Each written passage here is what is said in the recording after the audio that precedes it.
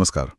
आज हम एक बड़े ही दिलचस्प विषय पर बात करने वाले हैं, अंतर्मुखी स्वभाव मतलब इंट्रोवर्जन और उसकी जो अनदेखी ताकत है। हमारी ये जो गहरी चर्चा है, ये सूजन केन के एक बहुत मशहूर किताब है क्वाइट, उसके कुछ नोट्स पर आधारित है। शीर्षक है अंतर्मन की शक्ति, शांत क्रांति। बिल्कुल, और ये नोट्स असल में सूजन केन के जो मुख्य विचार हैं, जो उनकी किताब का सार है, उस तक हमें ले जाते हैं। केन इस बात पर बहुत जोर देती हैं कि हमारी दुनिया में ना अक्सर बाहरी चमक दमक, तेज आवाज, जो लोग बहुत सोशल दिखते हैं, उनको ज्यादा महत्व मिलता है। सही। और इस चक्कर में जो शांत और विचारशील लोग हैं, उनकी जो अपनी काबिलियत है वो कहीं ना कहीं छिप जाती है, या हम उसे देख नहीं पाते। हाँ, और यही आज हमारी बातचीत का फोकस रहेगा। हम ये समझने की कोशिश करेंगे कि भाई एक ऐसी दुनिया जहां लगातार बोलने दिखने पर इतना जोर है, वहां शांत रहना, अपने में रहना, कम मिलना जुलना, ये अपने आप में एक ताकत कैसे हो सकती है। बिल्कुल। जैसा कि नोट्स में सूजन केन कहती भी हैं, सबसे ऊंची आवाज ही हमेशा सबसे समझदार नहीं होती। क्या बात है ना? चलिए इसी को थोड़ा और खोलते हैं। हाँ, ये लाइन अपने आप में बहुत गहरी है। ये सीधे सीधे उस सोच को चुनौती देती है जो समाज में बैठी हुई है। कि जो जितना बोलता है, जितना असर्टिव है, वही ज्यादा काबिल है, वही लीडर बन सकता है। बिल्कुल। केन कहती हैं कि जरा रुको, इस पर सवाल उठाओ। तो इसी पॉइंट से शुरू करते हैं। अंतर्मुखी और बहिर्मुखी की ये दुनिया अक्सर हम देखते हैं, स्कूल हो, कॉलेज हो, ऑफिस हो, एक तरह का एक्सट्रोवर्ट आइडियल मतलब बहिर्मुखी आदर्श हावी रहता है। हाँ, रहता है। जो मिलनसार है, बातूनी है, फटाक से जवाब देता है, उसे पसंद किया जाता है। नोट्स कहते हैं कि केन इसको पूरी तरह गलत नहीं मानती, पर वो कहती हैं कि ये तस्वीर ना अधूरी है। बिल्कुल सही कहा। और दिलचस्प बात यह है कि ये जो बहिर्मुखी आदर्श है, ये अनजाने में ही एक तरह का प्रेशर बना देता है। हाँ, दबाव। बिल्कुल।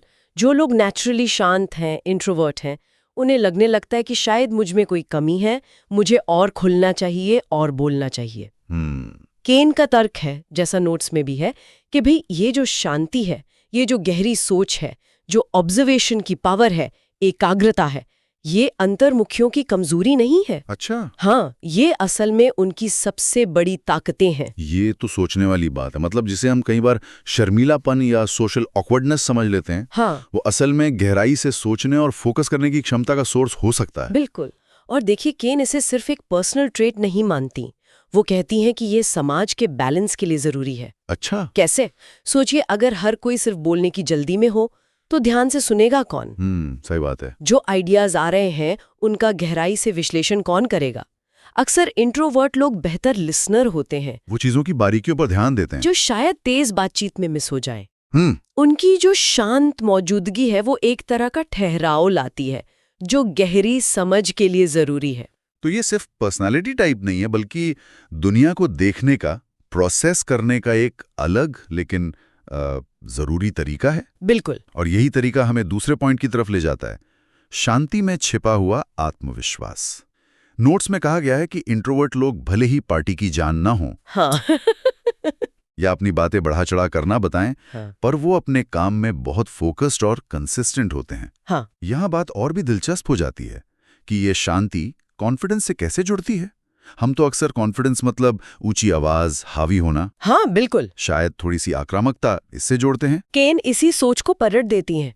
वो कहती हैं कि जिसे हम अक्सर कॉन्फिडेंस समझते हैं, मतलब जोर से बोलना, अपनी बात मनवाना, हर डिबेट में जीतना, वो कई बार सिर्फ सतह पर दिखने वाला कॉन्फिडेंस या बस सोशल स्किल्स हो सकती हैं। अच्छा। असली गहरा आत्मविश्वास अंदर से आता है अपनी काबिलियत की समझ से, अपने ज्ञान पर भरोसे से और अपने उसूलों पर टिके रहने से। नोट्स बताते हैं कि इंट्रोवर्ट्स का कॉन्फिडेंस अक्सर इसी गहरे सोर्स से आता है। वो शायद शांत रहें, लेकिन अपने काम के प्रति उनका जो कमिटमेंट है, उनकी जो दृढ़ता है, वही उनके आत्मविश्वास का सबूत होती है। मतलब आत्मविश्वास का एक शांत, स्थिर और शायद ज्यादा टिकाऊ रूप भी है, जो बाहरी वाहवाही पर उतना डिपेंडेंट नहीं है। बिल्कुल।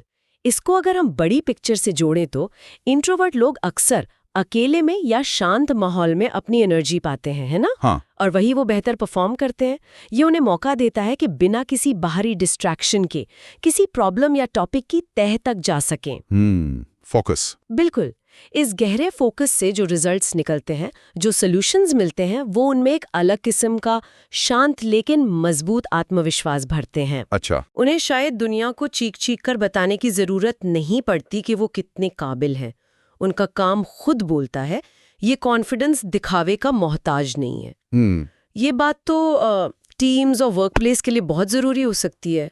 अक्सर मीटिंग्स में देखते हैं, जो सबसे ज्यादा बोलता है मान लिया जाता है वही सबसे ज्यादा जानता है। बिल्कुल। जबकि हो सकता है कोई शांत बैठा मेंबर उस मुद्दे पर कहीं ज्यादा सोच चुका हो। एकदम सही। और यही हमें अपने अगले सेक्शन की तरफ ले जाता है, रिश्ते और काम की जगह पर संतुलन। हाँ। नोट्स में सूजन केन की किताब के हवाले से कुछ बहुत प्रभावशाली इंट्रोवर्ट लोगों का जिक्र है, जैसे एल्बर्ट आइंस्टाइन, महात्मा गांधी, रोजा पार्क्स। हाँ, ये नाम तो बहुत बड़े हैं। बिल्कुल। और ये सभी अपने अपने तरीके से शांत स्वभाव के माने जाते थे, लेकिन दुनिया पर इनका असर देखिए। नोट्स ये भी बताते हैं कि किसी भी कामयाब टीम, परिवार या समाज में इंट्रोवर्ट और एक्सट्रोवर्ट दोनों का बैलेंस जरूरी है।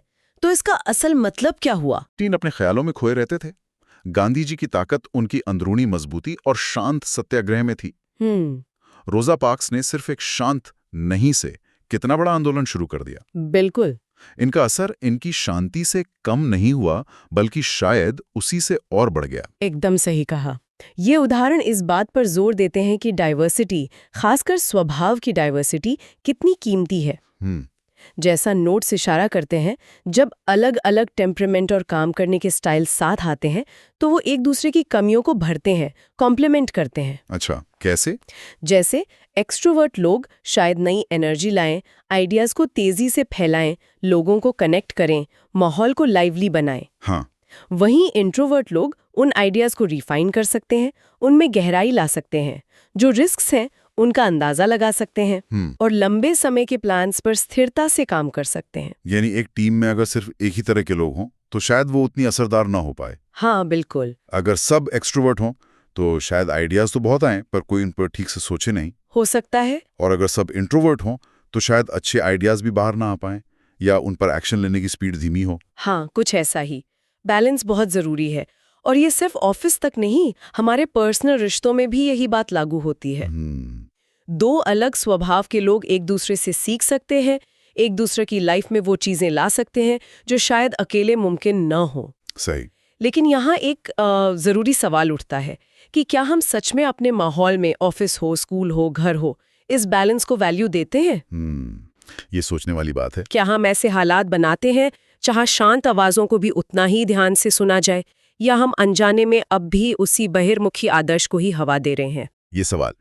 ये सवाल हमें सीधे चौथे पॉइंट तक ले जाता है, अपने अंदरूनी स्वभाव की स्वीकृति। नोट्स में केन का एक और बहुत पावरफुल कोट है, don't think of introversion as something that needs to be cured. मतलब इसे कोई बीमारी या कमी ना समझे जिसे ठीक करने की जरूरत है। ये आत्मा का, पर्सनैलिटी का एक सुंदर और वैलिड रूप है। ये शायद पूरी चर्चा का सबसे अहम मैसेज है। अपनी असली नेचर को स्वीकार करना, चाहे वो इंट्रोवर्ट हो या एक्सट्रोवर्ट, ये सेल्फ रिस्पेक्ट और मेंटल पीस की नींव है। बिल्कुल। जैसा नोट्स में जिक्र है, समाज अक्सर, खासकर बचपन से ही, इंट्रोवर्ट बच्चों पर दबाव डालता है। थोड़ा और खुलो, बातें करो, शर्माओ मत। हाँ, होता है ये। इससे उन्हें लगता है कि भाई मैं जैसा हूँ वैसा ठीक नहीं हूँ। केन की ये बात इस सोच को तोड़ती है।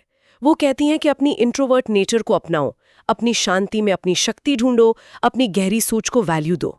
मतलब खुद को जबरदस्ती बदलने की कोशिश करने के बजाय अपनी जो नेचुरल टेंडेंसीज हैं उनको समझें और उन्हें अपने फायदे के लिए इस्तेमाल करें। बिल्कुल। अगर कोई अकेले में रिचार्ज होता है तो उसे उस स्पेस की इज्जत करनी चाहिए। हाँ। अगर कोई गहरी सोच के बाद ही बोलना पसंद करता है तो उसे वो करने की आजादी महसूस होनी चाहिए, बिना किसी गिल्ट के। एकदम। और ये सिर्फ इंट्रोवर्ट्स के लिए नहीं है, एक्सट्रोवर्ट्स को भी अपनी एनर्जी और सोशबिलिटी को सही दिशा देने की जरूरत होती है ताकि वो बिखर ना जाए। अच्छा। मेन बात है सेल्फ अवेयरनेस और सेल्फ एक्सेप्टेंस, और साथ ही दूसरों के स्वभाव की इज्जत करना।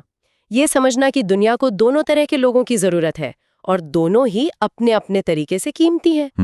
अब अगर हम नोट्स के आखिरी हिस्से पर आएं तो उसमें किताब की एक छोटी सी आलोचना और जो मुख्य सीख है उसका भी जिक्र है। हाँ। कहा गया है कि किताब के कुछ हिस्से शायद थोड़े लंबे लग सकते हैं, लेकिन हर चैप्टर पढ़ने वाले को गहरी समझ देता है। हाँ, अक्सर जो गहरी किताबें होती हैं उनके साथ ऐसा हो सकता है। लेकिन जो फाइनल किताबी दुनिया टेक अवे नोट्स में दिया है वो पूरे सार को बहुत खूबसूरती से बताता है। क्या है वो? शांत रहकर भी चमको, क्योंकि हर गहराई में प्रकाश छिपा होता है। वाह!